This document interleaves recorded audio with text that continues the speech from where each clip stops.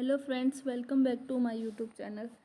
Friends, आज आपको मैं बताने वाली हूँ नीट 2022 का रिज़ल्ट कब आएगा फर्स्ट, तो फिर उसकी काउंसलिंग स्टार्ट होगी और क्या कट ऑफ रहने वाली है और कौन कौन से कोर्स में नीट के थ्रू एडमिशन मिलने वाला है, आपके कितने मार्क्स है, आपको वापस ड्रॉप करना चाहिए या नहीं करना चाहिए, ये सब जानकारी आज आपको वीडियो में मिलने वाली है। और सबसे इम्पोर्टेंट है ये बात है कि कई बार ऐसा होता है कि बहुत सारे बच्चे होते हैं जिन्हें एडमिशन मिलने ही वाला होता है और कुछ गलतियों की वजह से वो रह जाते हैं, या तो अच्छा काउंसलर नहीं मिलता है या फिर कुछ और गलती हो जाती है जिससे अच्छे मार्क्स आते हुए भी उसकी कैटेगरी में कॉलेज मिल रहा होता है और वो रह जाता है बच्चा, तब बहुत दुख होता है अपने पेरेंट्स को।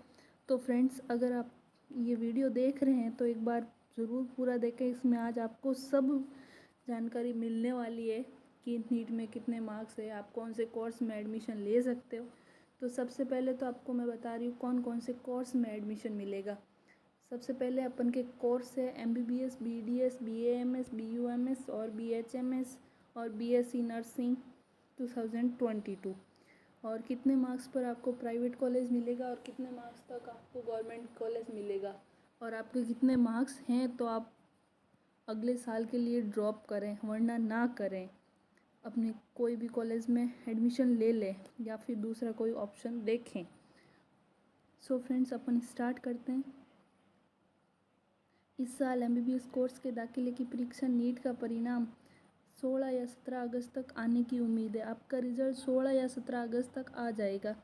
इसके बाद शुरू होगा काउंसलिंग का दौर। इसके बाद काउंसलिंग, इसके लिए आपको माइंड से तैयार रहना ज़रूरी है, मानसिक रूप से तैयार रहना ज़रूरी है। नीट की परीक्षा उत्तीर्ण करने के बाद छात्र को एडमिशन लेने के लिए मेडिकल एडमिशन काउंसलिंग की प्रक्रिया में भाग लेना पड़ता है। हालांकि इस प्रक्रिया में पूरी पारदर्शिता की जाती है, फिर भी मेडिकल कॉलेज की लोकप्रियता, फीस, डिमांड और सप्लाई में बहुत बड़ा फ़र्क होने के कारण ये प्रक्रिया बहुत जटिल हो जाती है। इसलिए परीक्षा उत्तीर्ण करने के बाद काउंसलिंग आपको सही कोर्स पाने में मदद करने का उपयुक्त रास्ता बन सकती है, पर काउंसलिंग प्रक्रिया को लेकर लोग जागरूक कम ही है।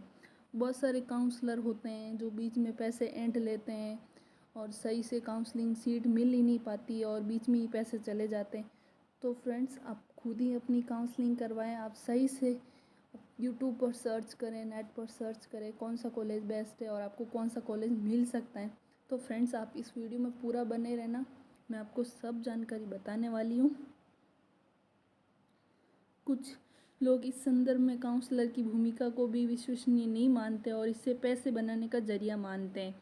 देखो, यूट्यूब है, वो यूट्यूब से पैसे कमाते हैं, आपको जानकारी ऐसे ही दे रहे हैं। तो फ्रेंड्स, इसको आप पैसा कमाने का जरिया नहीं मान सकते हैं जो आपको जानकारी मिल रही है उसके लिए। बट कुछ लोग होते हैं जो ऑफलाइन काउंसलर बन के घूमते हैं, वो इसको नहीं मानते, वो इसे पैसे कमाने का जरिया ही मानते हैं। जबकि एक अच्छा काउंसलर न सिर्फ आपको काउंसलिंग प्रक्रिया की जानकारी देता है, बल्कि आपको उस प्रक्रिया में होने वाले बदलाव और उनके असर से भी अवगत करवाता है।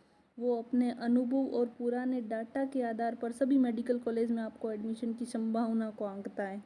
हर गलती से सावधान करके ना सिर्फ आपको पैसे खराब होने से बचाता है, बल्कि आपको आपके रैंक, कैटेगरी, डोमिसाइल और फ्री बजट के हिसाब से सबसे अच्छे मेडिकल कॉलेज में एडमिशन लेने से सहायता करता है। मैंने बताया ना कि बहुत सारे स्टूडेंट्स होते हैं जिनके अच्छे मार्क्स आ रहे होते हैं और फिर भी उनको ख़राब कॉलेज मिल जाता है, अच्छा कॉलेज। वैसे मेडिकल कॉलेज सारे अच्छे हैं, लेकिन जैसे एम्स की बात अलग है। तो उसी तरह किसी को गवर्नमेंट कॉलेज मिल रहा होता है और थोड़ा काउंसलिंग में उसकी गड़बड़ होने की वजह से फिर उसको प्राइवेट में एडमिशन लेना पड़ता है, और वहाँ पर आजकल फ़ीस कितनी है वो मैं आपको बता दूँ। साल 2022 में नीट का ये पेज वापस आ गया। सबसे पहले आपको ये समझना ज़रूरी है कि MBBS, BSc, BDA, BHMS, BSc nursing में एडमिशन सिर्फ काउंसलिंग प्रक्रिया के माध्यम से होता है या फिर किसी भी सीधी पर भर्ती देने वाले बैंक खाते में आकर अपना पैसा वक्त ना खराब करें। सबसे पहले तो आप जान लें कि आपको MBBS में एडमिशन ओनली नीट से ही मिलेगा और किसी भी तरीके से नहीं मिलने वाला है। अगर आप प्राइवेट कॉलेज में भी क्यों ना MBBS कर रहे हो, अगर आप फॉरेन से कर रहे हो तो भी आपको क्वालिफाइंग मार्क्स चाहिए होते हैं, वहाँ भी आपको ऐसे एडमिशन नहीं लेने दिया जाता है। तो ऐसे बहकावे से तो पहले ही दूर रहें। और फिर काउंसलिंग प्रक्रिया में आवेदन करने के लिए आपको नीट उत्तीर्ण करना आवश्यक है, ये बता दिया। सामान्य वर्ग के छात्रों के लिए क्वालिफाइंग कट ऑफ 50 परसेंटाइल की होती है। अनुसूचित जाति जनजाति के बच्चों के लिए कट ऑफ 40 परसेंटाइल की होती हैं। सामान्य मतलब जनरल कैटेगरी के जो भी स्टूडेंट्स। बीते साल कट ऑफ 138 रहा था, इस साल कट ऑफ 130 से 135 के बीच रहने की संभावना है। इसका मतलब ये है कि एमबीबीएस में एडमिशन के लिए आपको नंबर इससे ज़्यादा आने चाहिए। मेडिकल एडमिशन काउंसलिंग से संबंधित सभी जरूरी जानकारी लेना समझदारी होगी। जनरल कैटेगरी में अगर बच्चे के 600 से ऊपर नंबर आते हैं तो उसको गवर्नमेंट कॉलेज में एडमिशन मिलने की संभावना बहुत ज़्यादा हो जाती है। 580 से 600 के बीच ये संभावना धीरे धीरे कम होती जाती है। अगर आपके 580 मार्क्स हैं और आपकी कैटेगरी जनरल है तो आपकी संभावना बिल्कुल कम है, आपको एमबीबीएस के लिए एडमिशन नहीं मिलेगा।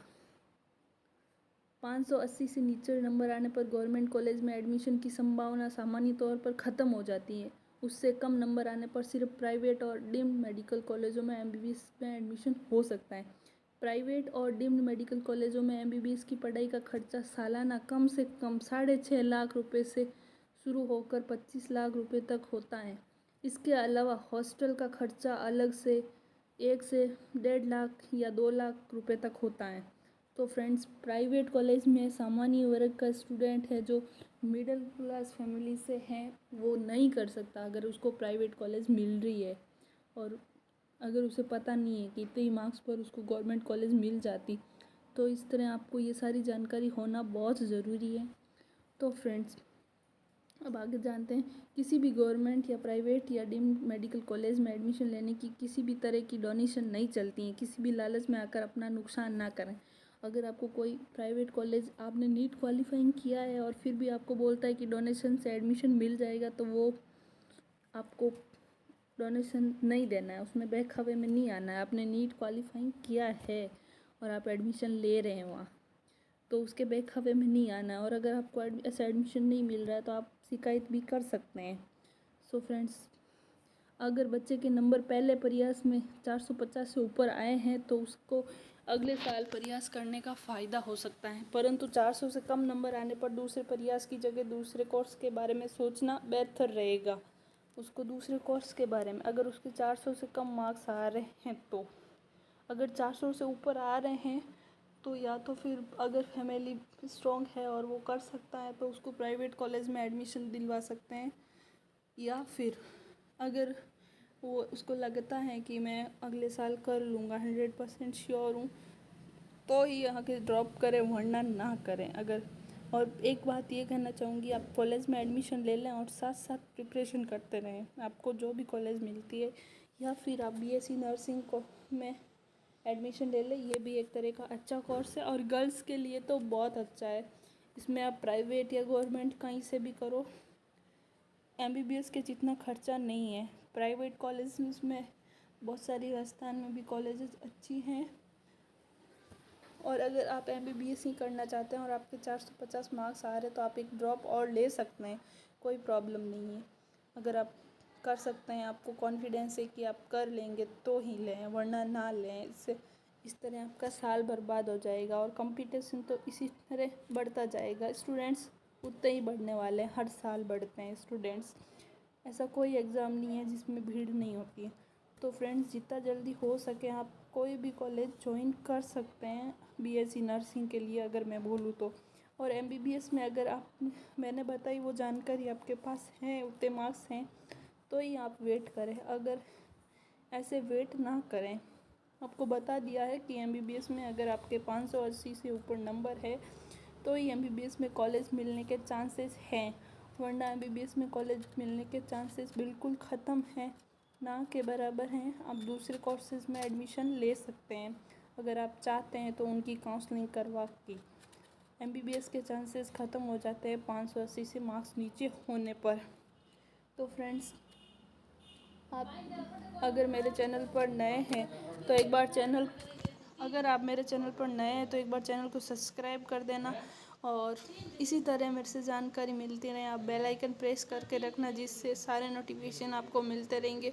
और अगर आपको मेरा वीडियो पसंद आता है तो एक बार लाइक करना। और आपको कोई भी प्रॉब्लम है इस वीडियो के बाद भी, अगर आपको नीट के लिए कोई भी प्रॉब्लम है, दिक्कत है, तो आप मेरे को कमेंट करके पूछ सकते हैं, या फिर मेरा टेलीग्राम चैनल ज्वाइन कर ले, वहाँ पर आपको सारे रिप्लाईज मिलेंगे।